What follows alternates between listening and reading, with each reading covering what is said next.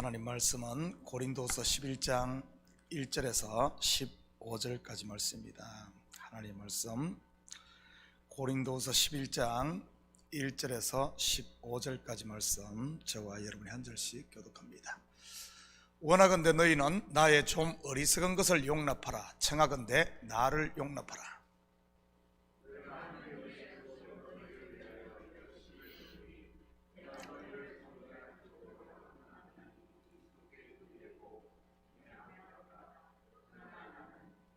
뱀이 그 관계로 하와를 미혹한 것 같이 너희 마음이 그리스도를 향하는 진실함과 깨끗함에서 떠나 부패할까 두려워하노라.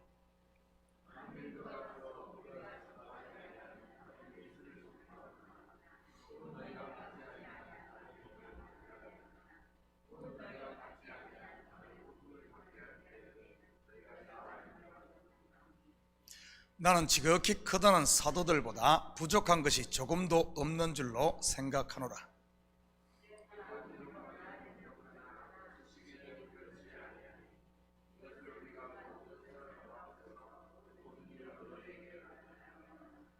내가 너희를 높이려고 나를 낮추어 하나님의 복음을 값없이 너희에게 전함으로 죄를 지었느냐?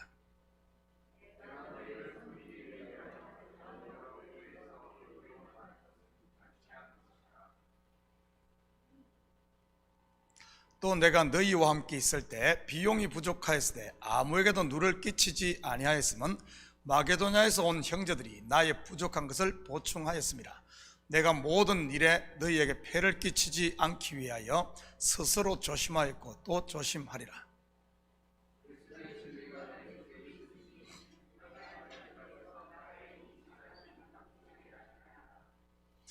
어떤 까닭이냐? 내가 너희를 사랑하지 아니함이냐? 하나님이 아시느니라.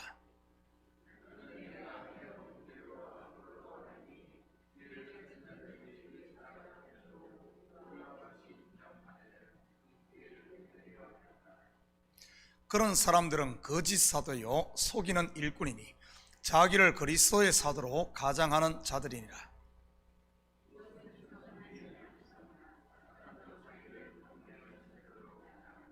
함께 읽겠습니다. 그러므로 사탄의 일꾼들도 자기를 의의 일꾼으로 가장하는 것이 또한 대단한 일이 아니니라. 그들의 마지막은 그 행위대로 되리라. 아멘. 좋은 아침입니다.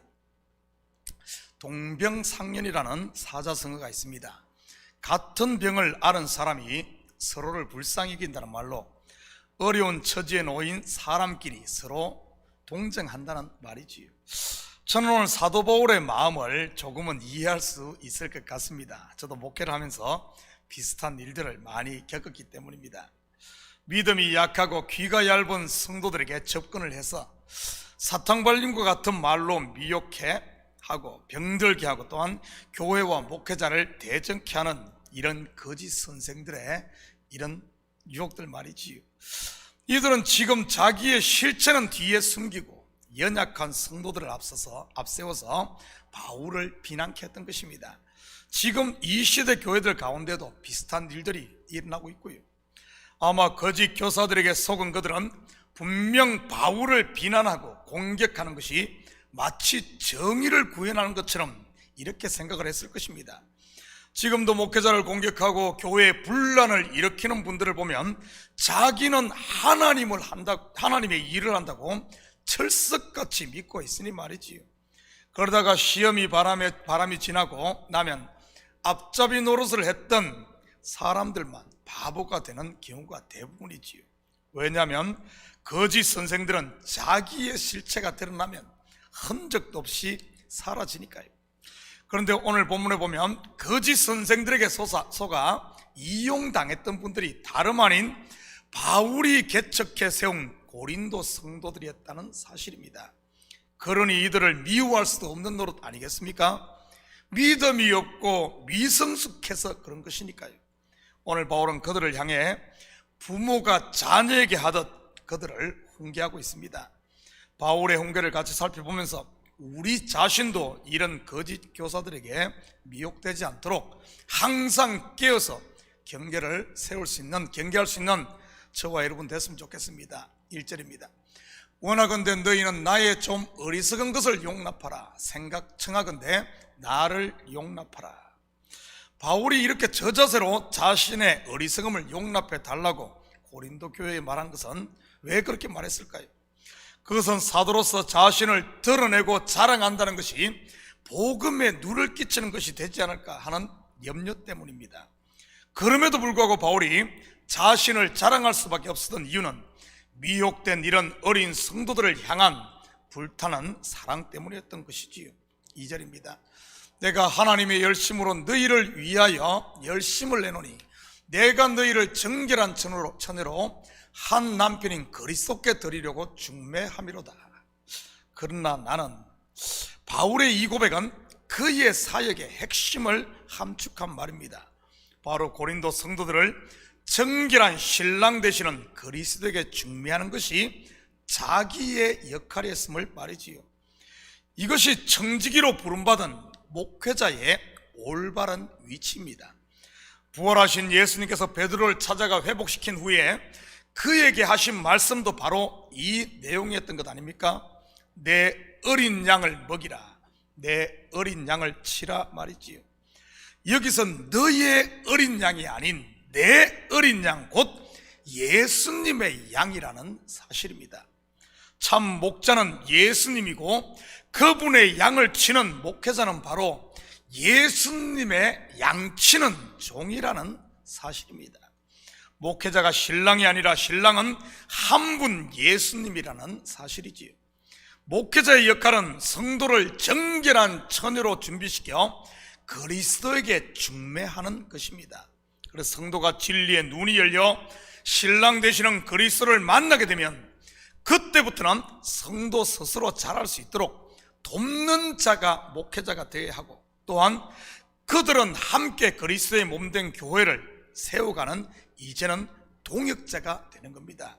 진리의 눈이 열리고 그리스도를 제대로 만난 사람들은 이제는 동역자가 되는 것이지요. 그런데 바울의 이러한 노력에 뱀과 같은 거짓 교사들이 끼어들며 미혹을 했던 것입니다. 4절입니다. 만일 누가 가서 우리가 전파하지 아니한 다른 예수를 전파하거나 혹은 너희가 받지 아니한 다른 영을 받게 하거나 혹은 너희가 받지 아니한 다른 복음을 받게 할 때는 너희가 잘 용납하는구나. 여기서 다른 예수, 다른 영, 다른 복음은 유대주의자들이 전한 이 뿌린 가라지 곧 율법을 성경에서 말하고 있는 것입니다. 마치 유월절 누룩 없는 떡 곧 오직 은혜로 주어진 구원에 누룩 곧 율법의 가라지가 들어간 것이지요. 그런데 문제는 이것이 고린도 성도들만의 이야기가 아니라는 사실입니다. 왜냐하면 성경은 전부 우리 속에서 일어나고 있는 지금 실제를 이야기하고 있는 것이니까요. 그렇다면 다른 예수는 구체적으로 어떤 예수를 말하는 것이겠습니까? 분명 하나님의 아들이신 구원자 예수는 우리를 위해 모든 것을 내어주시고 십자가에 죽으셨습니다. 그리고 누구든지 나를 따라오려거든 자기를 부인하고 자기의 십자가를 지고 따라오라고 말씀을 하셨지요. 그런데 과연 이 시대 많은 교회에서 이런 예수만 전해지고 있나요? 아니면 위대한 스승 예수, 성공한 사업가 예수, 쪽집게 강사 예수도 슬쩍 끼워서 전하고 있지는 않습니까? 말로는 십자가를 외치고 자기 부인을 말하지만 성도들의 마음밭에 이런 다른 예수만 왕성하게 자라고 있지 않냐는 말입니다. 곡식밭에 보면은 가라지가 조금만 있어도 가라지가 더 왕성하게 자란다는 사실을 알아야 합니다. 예수 믿으면 병 낫는다, 예수 믿으면 성공한다, 예수 믿으면 자식 잘 된다, 아예 설교가 성공학 강자가 되어버린 강단도 많고요. 이게 바로 다른 예수가 아니고 무엇이겠습니까? 그렇다면 다른 영은 무엇일까요? 진리의 성령은 우리를 자유케 하고 은혜와 평강으로 인도를 합니다. 그런데 다른 영은 우리에게 율법을 강요함으로 다시 무거운 멍에 아래로 인도를 하지요. 그러면서 서로 정죄케 하고 서로 경쟁케 하고 자기를 자랑케 하고 교만케 만듭니다. 여러분 한번 가만히 분별해 보시기 바랍니다. 은혜 받고 은사 받았다는 분들 중 교만이 하늘을 찌르며 스스로 하나님이 되어 정죄하는 분들이 얼마나 많은지 모릅니다. 바로 다른 영을 쫓아가고 있는 거죠. 이 다른 영은 귀신이란 말이 아니라 바로 율법으로 돌아간 그 상태를 말하는 겁니다. 성령은 그렇게 역사하지 않는데도 말이지요, 성령의 열매를 보면 그것을 알 수 있지 않습니까? 사랑과 희락과 화평과 오래 참음과 자비와 양성과 충성과 온유와 절제, 성령은 이렇게 우리를 인도하고 이런 열매를 맺게 합니다. 반면 다른 영의 역사, 곧 육체의 이름 무엇입니까? 음행과 더러운 것과 호색과 우상숭배와 주술과 원수 맺는 것과 분쟁과 시기와 분냄과 당짓는 것과 분열함과 이단이라고 했습니다. 원수 맺는 것, 자기 말 안 들으면 전부 원수 취급하는 분들 얼마나 많습니까? 마귀의 자식이니 뭐니 하면서 말이지요. 분쟁과 시기, 은사활동한다고 하면서 교회를 깨는 분들도 많고요, 당짓고 분열시키는 일들 전부 다른 영이 하는 것들입니다. 다른 복음도 마찬가지지요. 바울이 전한 복음이 무엇이었습니까? 바로 He did it, 그가 이루셨다입니다. 그래서 모든 영광은 교회의 머리가 되시는 그리스도께 돌아가는 것이지요. 그런데 다른 복음은요, 내가 했다 아닙니까? 나는 했는데 왜 너는 못하니? 그러니 나는 인류, 너는 삼류. 바로 정죄하고 교회 가운데 계급을 만드는 것이지요. 심지어 천국에 가서 빈익빈 부익부까지 조장을 하지 않습니까? 더 큰 황금집 갖겠다고, 더 큰 면류관 받겠다고, 더 높은 보좌에 앉겠다고 말이지요. 이 땅에서 하는 짓을 그곳에서 한다면 그게 바로 지옥이 아니고 뭐겠습니까? 그렇다면 왜 은혜로 시작된 고린도 성도들이 이처럼 다른 복음을 쉽게 용납했던 것일까요? 그것은 바로 인생의 죄된 본성을 자꾸 높여주고 건드려주기 때문에 그렇습니다. 너 잘한다, 네가 맞다, 네가 최고다 하면서 말이지요. 오죽했으면 칭찬은 고래도 춤춘다 이런 말이 있겠습니까? 나 칭찬해주고 나 잘났다고 하는데 싫어할 사람이 어디 있겠습니까? 그렇다면 왜 유대주의자들이 이처럼 고린도 성도들을 다른 복음을 전하며 그들을 높여주었던 것일까요? 정말 그들을 위해서일까요? 아닙니다. 바로 그렇게 해서 자기들의 목적을 이루고 하나님의 뜻, 하나님의 목적이 아닌 자기의 목적을 이루고 자기들의 종을 삼으려고 그랬던 것입니다. 그래서 여러분 바로 아십시오. 신앙을 정말 그리스도의 영, 성령은 우리를 자유케 하지만 다른 영은, 다른 복음, 다른 예수는 점점 우리를 얽어매는다는 사실을 말이지요. 무엇인가에 매여 점점 매이게 됩니다. 이게 바로 율법으로 돌아간 잘못된 가라지가 자라고 있는, 하나를 지키면 열 지킬 게 보이고 열 지키면 백 지키면 나중에 가면 스스로 지쳐가지고 해도 끝이 없거든요. 어떻게 이 땅에서 그게 만족이 되겠습니까? 내가 못하기 때문에 예수님이 하신 것 아닙니까? 그리고 그 하나님의 나라를 누리라고 말이죠. 그리고 그 영광은 하나님께 돌리라고 말입니다. 그런데도 이 시대 보면은 교회 한 7, 80%는 전부 다른 영에 매여 살고 있어요. 다른 영에. 바로 알아야 됩니다. 그렇지 않으면 오늘 이 고린도 교회 이야기 바로 마귀의 앞잡이만 하다가 인생 끝날 수가 있어요. 그래서 지금까지 자기의 자랑을 지극히 끌었던 바울이 어쩔 수 없이 자기의 이야기를 했던 겁니다. 사실은 지극히 크다는 사도들보다 부족한 것이 조금도 없는 사도라고 말이지요. 바울은 오늘 고린도 교회뿐만 아니라 갈라디아서에서도 비슷한 고백을 한 적이 있습니다. 갈라디아서 2장 9절입니다. 또 기둥같이 여기는 야고보와 게바와 요한도 내게 주의 은혜를 알므로 나와 바나바에게 친교의 악수를 하였으니 우리는 이방인에게로 그들은 할례자에게로 가게 하려 함이라. 무슨 말입니까? 이 세 사람은 사도 중에 가장 큰 사도, 제자들 중에서도 수제자에 속하는 사람들입니다. 이들이 바울과 바나바를 보고는 이들도 그리스도의 은혜를 제대로 받았음을 알고는 이제는 그들처럼, 자기들처럼 바울을 인정했음을 이야기하는 겁니다. 오늘 본문에서 그 이야기를 한 거예요. 지극히 큰 사도들보다 내가 부족한 것이 없다. 그것은 내 말이 아니라 그들이 나를 인정하고 나는 이방인의 사도로, 그들은 유대인의 사도로 함께했다는 이것을 이야기하는 거죠. 그러면서 그는 말에는 좀 부족하나 지식에는 그렇지 않다고 말합니다. 여기서 지식은 그리스도를 아는 지식을 말하는 것이죠. 당시 사도들은 예수님께로부터 직접 배우고 함께했던 사람들입니다. 그에 비해 바울은 그들과는 달리 예수님께서 이 땅에 계실 때 직접 배우지는 않았습니다. 그렇지만 바울은 구약의 정통한 신학자로서 성령의 감동을 통해 자기가 지금까지 배운 율법이 가리키는 실체가 그리스도임을 제대로 만났던 것이지요.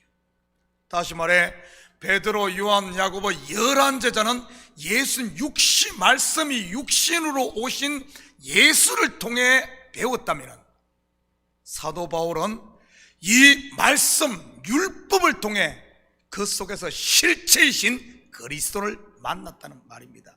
그러면 저와 여러분은 어떻게 예수를 만날까요?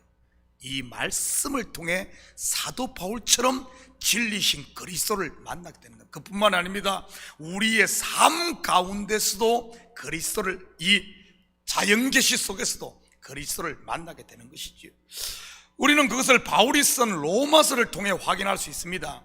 11 제자들이 예수님과 동거동락하며 배웠던 것보다 더 그리스도를 정확하게 알고 있는 것 말이지요.